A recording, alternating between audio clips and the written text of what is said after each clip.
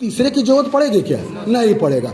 यानी कि first generation language जिसको ट्रिपल एल भी कहते हैं, इक्वल टू लिखिए, फर्स्ट जनरेशन में equal to triple L, full form लिख लीजिए, लो लेवल लैंग्वेज, फिर इक्वल टू लिखिए बाइनरी लैंग्वेज। तीनों का एक ही मतलब है।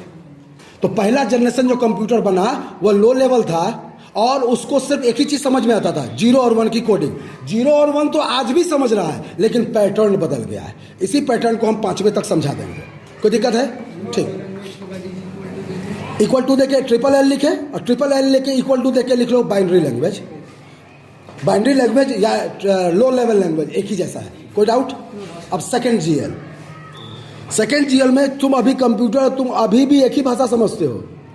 कौन? 0 और 1, 0 और 1। लेकिन मैं थोड़ा सा बड़ा हो गया। नर्सरी क्लास में वही बच्चा बोलता है जो मैडम बोलती है। ए फॉर एप्पल तो A for Apple,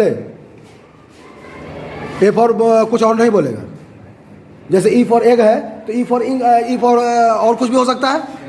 elephant, elephant नहीं बोलेगा। अगर उसको मैडम ई फॉर एग याद करवाई है और मम्मी ई फॉर एलिमेंट बोलोगे तो कहेगा मम्मी तुम गलत हो, हाँ या ना?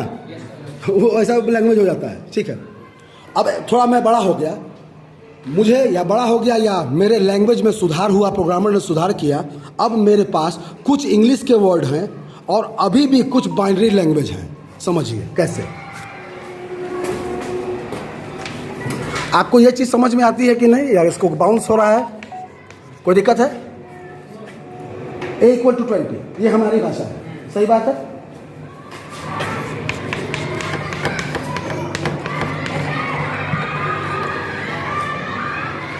ये और ये आपको क्लियर है, ये एग्जैक्ट क्लियर नहीं हो रहा है। तो ऐसी लैंग्वेज जिसमें कुछ कोडिंग हमारी भाषा में हो और कुछ कोडिंग बाइनरी लैंग्वेज हो, बीच वाला English type, that is called second GL. थोड़ा सा अप लेवल में हुआ, कुछ यूजर अपना लैंग्वेज यूज कर सकता था और कुछ बाइनरी।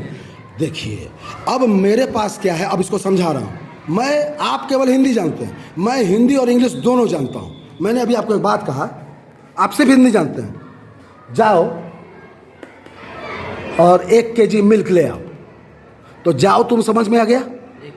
1 kg मिल्क तुम्हारे पल्ले नहीं पड़ा। इसको पल्ले पड़वाने के लिए या इस चीज़ को समझने के लिए तुमको एक आदमी की जरूरत है। वो क्या है? ट्रांसलेट। कोई डाउट है? कोई दिक्कत है? तो जो मिक्सअप लैंग्वेज को ट्रांसलेट करे दैट इज असेंबलर। कोई डाउट है? कोई दिक्कत? जो इसको तो डायरेक्ट कंप्यूटर समझ जाएगा, लेकिन इन दोनों को किस में ट्रांसलेट करेगा? इंग्लिश में, सॉरी बाइनरी लैंग्वेज।